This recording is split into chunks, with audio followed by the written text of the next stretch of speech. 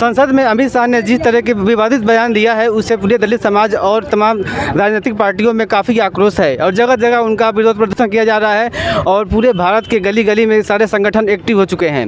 यहाँ रुद्रपुर के आदर्श चौराहे पर भी काफ़ी दलित समाज के लोग यहाँ पर उपस्थित हैं और अपने विरोध प्रदर्शन को प्रदर्शित कर रहे हैं और उनके बीच में हम खड़े हैं। उनसे जानेंगे कि किस मुद्दे को लेकर आज यहाँ विरोध प्रदर्शन कर रहे हैं और बाबा साहब के अपमान करने वाले जो गृह मंत्री हैं उनके लिए उनसे क्या कहना चाहेंगे। किस मुद्दे को लेकर आप धरना प्रदर्शन कर रहे हैं? सर, मुद्दे को लेकर यही कर रहे हैं कि हमारे बाबा साहब के बारे में जो अभद्र भाषा बोला गया है अमित शाह के द्वारा, टिप्पणी जो किया गया है वो माफ़ी मांगे सबके सामने और इस्तीफा दे। यही मुद्दे को लेकर हम लोग रुद्रपुर अम्बेडकर ग्रुप के सारे यहाँ पे बच्चे सब इकट्ठा हुए हैं और यहाँ से हम लोग इमामबाड़ा होते हुए बस स्टेशन होते हुए तहसील पे जाएंगे और फिर तहसील से हम लोग देवरिया जाएंगे। देवरिया बीजेपी तो कह रही है कि बाबा साहब का अपमान कांग्रेस ने भी किया है, तो उसका विरोध क्यों नहीं हो रहा है? उसका भी विरोध हम लोग कर चुके हैं। आप एक बार जाके देखिए, तो चैनलों पे देखिए, बहुत सारा चैनल है, कोई भी हो, किसी भी पार्टी का हो, चाहे कोई भी संगठन का हो, अगर हमारे बाबा साहब, हमारे महापुरुषों के बारे में कोई भी अगर गलत बातें चाहे कोई भी टिप्पणी करेंगे तो हम लोग वहाँ पे खड़े होंगे। चलिए एक मिनट।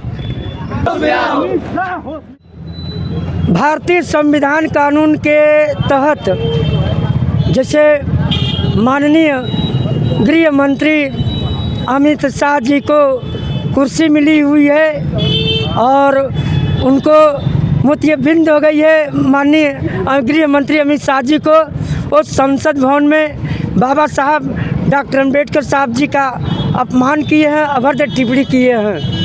और 25 दिसंबर सन 1927 को मनुस्मृति नाम की जो पुस्तक थी, बाबा साहब डॉक्टर अम्बेडकर साहब जी ने उस मनुस्मृति को बीच चौराहे पर फूंकने का कार्य किए। तब जाकर के 26 जनवरी सन 1950 को भारतीय संविधान लागू किए थे। भारतीय संविधान कानून के तहत पहले आप लोग को बाबा साहब डॉक्टर अम्बेडकर साहब जी ने पानी पीने का अधिकार दिए, भोजन करने का अधिकार दिए, बोलने का अधिकार दिए, शिक्षा का अधिकार दिए, समानता का अधिकार दिए, मजदूरी करने का अधिकार दिए, आरक्षण का अधिकार दिए और वोट का अधिकार दिए।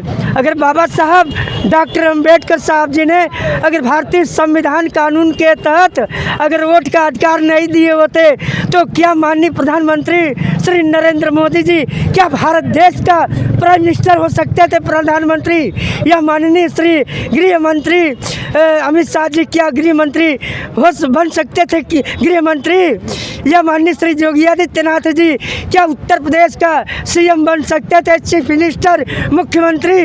उन दोनों लोग के बाप एक चमार बाबा साहब भीमराव अम्बेडकर हैं या किसी हिंदू धर्म के देवी देवता भगवान भगवती बीजेपी तो कह रही है शास्त्र और कुरान, रामायण, गीता, बाइबिल, रामचरितमानस ने हमको आप लोग को अधिकार नहीं दिया, बल्कि बाबा साहब डॉक्टर अम्बेडकर साहब जी के कठिन संघर्षों के बदौलत भारतीय संविधान कानून के तहत हमको और आप लोग को अधिकार मिला हुआ है। तो माननीय प्रधानमंत्री माननीय बीजेपी तो कह रही है कि अमित शाह जी के खिलाफ जो कि देशव्यापी धरना प्रदर्शन आंदोलन कार्यक्रम है, तो ये कांग्रेस ने भी इनका अपमान किया है, तो कांग्रेस का विरोध क्यों नहीं? लगनी धोबिन देखा दिया। उत्तर प्रदेश में कांग्रेस पार्टी की लंका जल गई है। जब संगठित होके आप लोग आगे नहीं आएंगे तो आप लोग लात खाएंगे, काढ़े जाएंगे, अत्याचार होगा, आप लोग का मूड़ी काटा जाएगा और आप लोग देश प्रदेश से अधिकारों से वंचित हो जाएंगे। और भारतीय जनता पार्टी वालों का नारा चल रहा है कि मुँह में राम बगल में छुरी, खाए सतुआ चापे के पूरी, मौका पाई कटे तुअर मुड़ी। राम राम कहते रहिए और आप लोग मुड़ी कटवाने के लिए तैयार रहिए। जब छोटी बच्ची जब छोटे बच्चों को जब गोद में खिलाती है तो क्या बोलती है? बोलती अच्छे कि चांद मामा आ रहे वो नदिया के पारे वो सोने के कटोरिया में दूध भात लेते हैं वो बाबू के मुँह गुटूक से और लड़का चुंग से मुँह बताई ताकल करे कि एक नौकरी नहीं दे सकते लोग देश प्रदेश में। जैसे केंद्र में झूठों की सरकार, उत्तर प्रदेश में पाखंडी सरकार चल रही है। इसी के साथ सबको सब प्रेम, नमो बुद्धिया, जय भीम, जय भारत, जय बाबा साहब का मिशन अधूरा,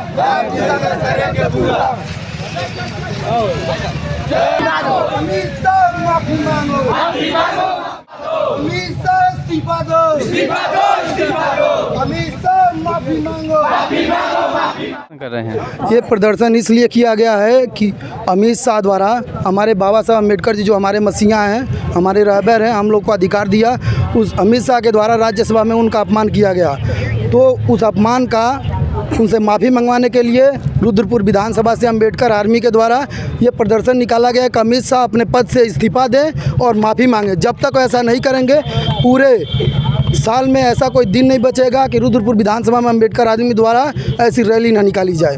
तो अमित शाह जितनी जल्दी अब बाबा साहब के अम्बेडकर के अनुयायियों से माफ़ी मांग लेते हैं तो मामला शांत हो जाएगा। शांत होगा, लेकिन अगर वो माफ़ी नहीं मांगे तो आज यहाँ पर 50 लोग हैं, कल को आगे चल के 2, 4, 10 दिन के बाद, 1 महीने के बाद यहाँ पर 50,000 भी इकट्ठा हो सकते हैं। राजनीतिक पार्टियां तो इस्तीफे की मांग कर रही हैं, वो और अंबेडकर की फैमिली के लोग हैं वो कह रहे हैं कि अब माफ़ी से काम नहीं चलेगा, अब इस्तीफा ही देना पड़ेगा। तो इस पर क्या कहेंगे? इस्तीफा उनको देना ही चाहिए। वो जिस पद पर बैठे हैं वो बाबा साहब अम्बेडकर की देन है, और उस पद पर बैठकर बाबा साहब अम्बेडकर का अपमान करना मतलब सूरज को रोशनी दिखाने के बराबर है। आसमान में थूकना और अपने आगे आइए। जैसे वो काम एक ही है, जैसे कोई भी आदमी अगर आसमान में थूकता है तो खुद पे गिरता है, तो ऐसे ही अमित शाह वो काम किए हैं और अपने पद से इस्तीफा दे। हमारे सभी मतलब अम्बेडकर भाइयों का कहना है कि जल्दी से जल्दी वो अपना इस्तीफा दे। तो का कौन सा बयान था जिससे न बवाल मचा? क्योंकि वो कहे थे कि अम्बेडकर एक फैशन हो गया है, उसी लिए उनको मतलब इसी पे हम लोग ज़्यादा इथी हुए हैं। वो मतलब अपमान किए हैं बाबा साहब का, इसीलिए हम लोग को बहुत ज़्यादा दुख हो रही है कि वो अपना मतलब इस्तीफा दे दे और अपनी बात को फिर हमारे मतलब सभी जनता से, भारतवासियों से कि मतलब क्षमा मांगे वो। ऐसा क्यों नैरेटिव बनाया जा रहा है कि अंबेडकर सिर्फ दलितों के नेता हैं? क्योंकि वो अंबेडकर दलितों के नेता नहीं है, पूरे हमारे भारत के वो नेता हैं, और अगर वो नहीं होते, उनका संविधान नहीं होता तो हमारा भारत चल नहीं पाता बढ़िया से। क्योंकि अगर मनुस्मृति थी उस समय तो जो भी थे उन लोग मतलब बढ़िया से नहीं चल रहा था देश, जो कि इसीलिए हमारे बाबा साहेब संविधान लिखे ताकि हमारे पूरे जो शोषित वंचित जनरल कोई भी कास्ट के हो उनको मतलब मूल अधिकार मिले। इसीलिए उन लोग मतलब बाबा साहेब को हम लोग बहुत ज़्यादा मतलब मानते हैं, भगवान मानते हैं। तो कोई भी हो मतलब उनके मतलब रास्ते से कोई भी अपने कुर्सी पर गया हो तो वो अपना मतलब दुरुपयोग न करे अपने बात का, कुर्सियों का। इसीलिए मैं क्षमा चाहता हूँ उनसे कि वो बात को अपनी वापस ले लें। बिल्कुल सर बताएंगे।